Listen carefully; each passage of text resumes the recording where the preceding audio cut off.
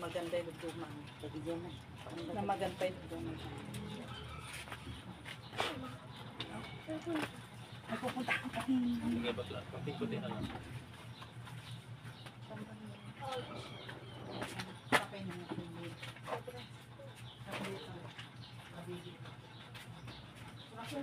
Magtatatak pa ilaong. Oh. Ouch, masakit. Sige, bakla. Ouch, masakit. Sige, bakla.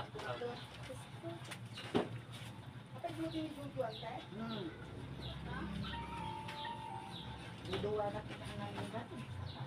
Palimataw. Oh!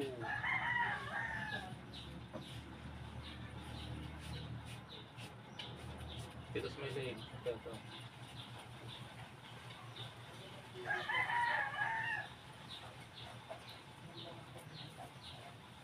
Palimataw. Oh! Okay, pagpagod din na lang.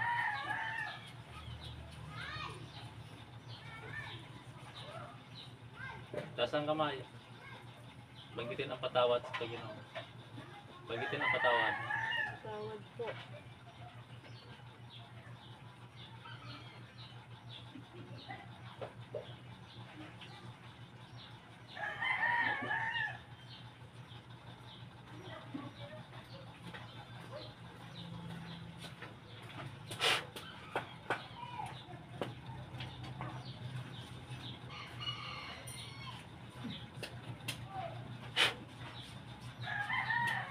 Ouch, masakit. Kahit ako to, masakit.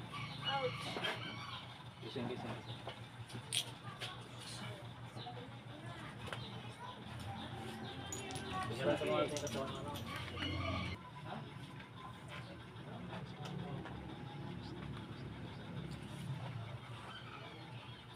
Pagkiramdaman niyo po yung ano niya na. Wala na. Naramdaman siya kanina. Sige po, gamot po yan.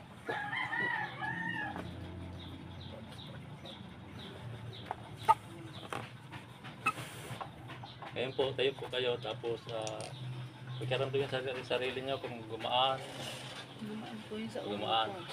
Kasi marami po sa nilagay sa Lakot ulo. na lang yung... Siya din yung nakapagpagaling sa akin. Kaya, sige po, ipadyak-padyak na, ganun na. Nakaramdaman mo kung Oo. Yung- ganunin mo. O relax, parang ano, yung Tingnan mo kung Nakita mo nakaramdaman na- mo yung sarili mo kung masigla na yung dati wala mong nang nararamdaman. nararamdaman eh, andyan pa. Kaya wala pa, na. ano po ate, yung nakaraan mo, tapos ngayon, tibayin mo po ano, gumaan na. Mas magaan siya ngayon kumpara yung Kanina. kahapon, kanina. Kanina. Kanina masakit talaga siya eh. Ngayon, Kasi nga po, ito magaan na maraming ito. nilagay sa ulo mo. Dito na ito. Meron ka rin. Sa ulo nilagyan. nilagyan sa ulo. Kaya lagi sumasakit yung ulo niya. Salamat sa pagpalain kayo, Jimmy, kasama po kayo naroon. Ito po yung pasyente natin. Ayan. Ay, may 500 ganito center na kanya, ma'am. Kuha na, daka niya laro dyan kayo. Sugal mo na kanya ka dyan. Amo nabulog ko dyan yun. Bro, salamat sa Babayada. Babaya atak po. sa mapagpalang kamay mo na kayo ang ginawang guide ng Panginoon para sila po ay makarating dito at nabigyan po ng lunas yung kanilang sakit o problema. Ayan, ang Panginoon po ang nagbigay sa kanya ng lunas at kagalingan. Magandang hapon po kaibigan, Apo Jimmy.